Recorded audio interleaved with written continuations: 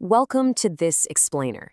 Navigating the digital world safely is absolutely critical these days. But honestly, the whole landscape of cyber threats can feel like a massive maze of technical jargon. So today we're going to break down the complex reality of cybersecurity. We're going to deconstruct what we call the illusion of the locked door, looking directly at how attackers actually think and operate, drawing straight from expert security analysis.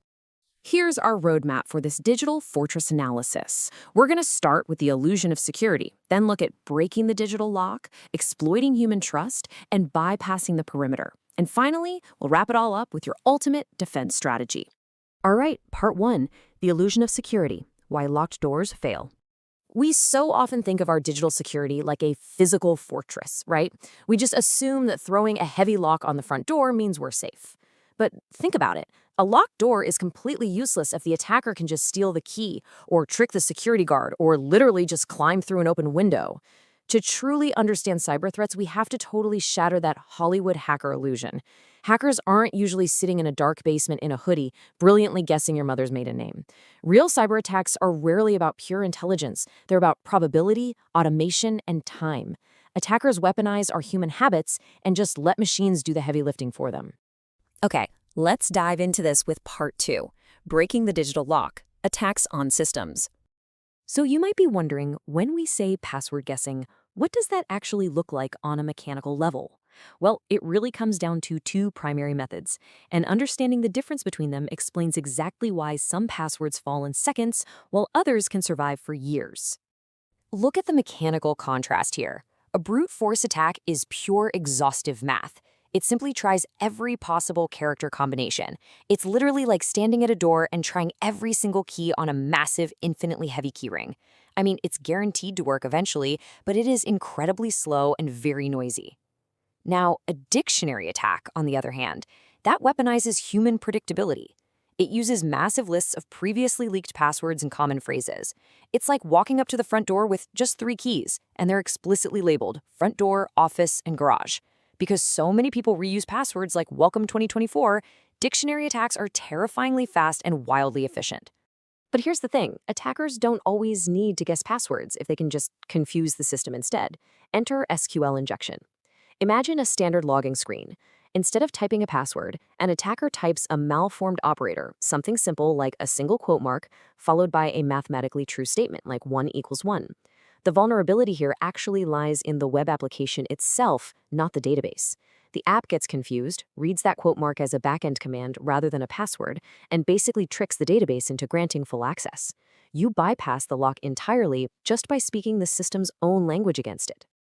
And then, of course, there are the threats no one sees coming. A zero-day exploit targets a software vulnerability that is completely unknown to the creators of that software. This is absolutely one of the most dangerous system attacks out there because developers have had exactly 0 days to fix it. Attackers have this massive head start, exploiting the flaw to steal data or take over systems way before traditional security alerts even know what to look for.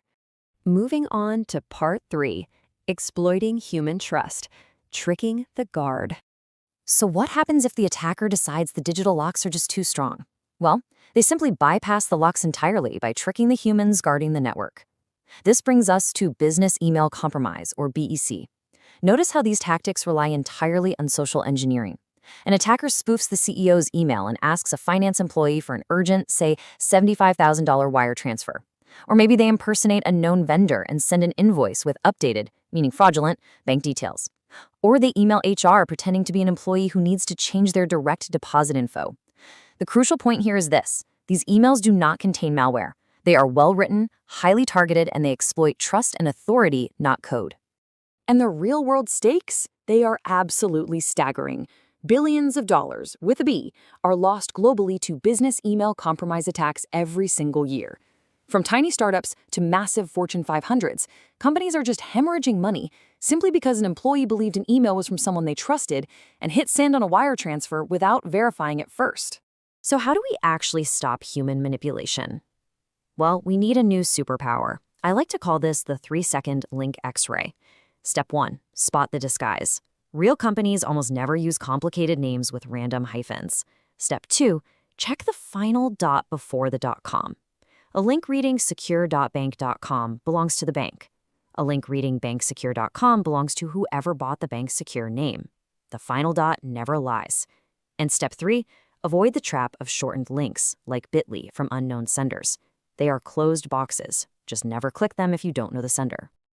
Right, let's get into part 4, bypassing the perimeter, the invisible intruders. Now let's look at threats that completely sneak past all your outward-facing defenses. And this brilliantly illustrates the concept of downstream trust. Imagine a villain wants to ruin a cake, but the bakery has locked doors and armed guards. So instead of attacking the bakery head-on, the villain goes upstream to the tiny, poorly guarded farm that supplies their sugar. They quietly poison the sugar barrel. The supplier ships it, and the bakery bakes it right into the cake completely by accident. This is exactly how a supply chain attack works in the digital world. Hackers don't attack your highly secured app directly. Instead, they hide malicious code inside a trusted third-party software package that your developers rely on. When that package issues a seemingly normal, routine update, your systems automatically download the poisoned code. Your own front gates wave the attackers right through because they arrived completely pre-approved.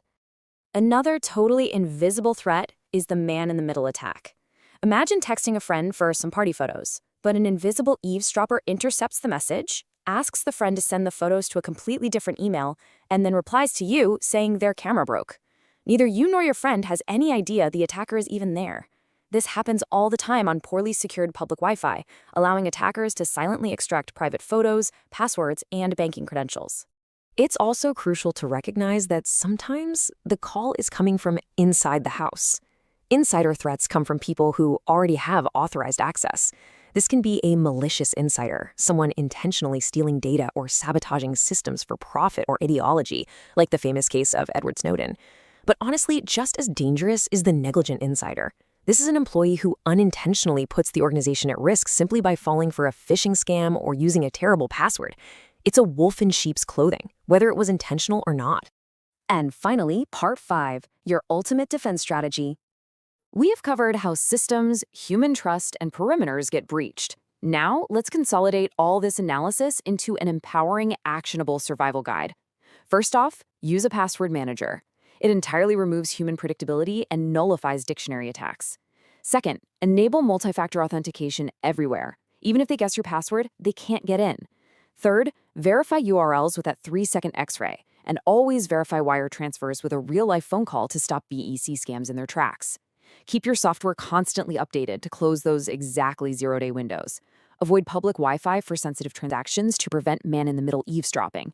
And lastly, implement strict access controls, so if an insider does happen to go rogue, their reach is heavily limited. Ultimately, cybersecurity isn't about building perfectly impenetrable walls. It's about eliminating your blind spots. By understanding the real mechanics of these attacks, you transition from being an easy target to a very difficult one. So as you audit your own digital life today, I want to leave you with this question to really critically evaluate your surroundings. Your front door is locked, sure, but who did you just let through the back? Thanks so much for joining me for this explainer, and stay safe out there.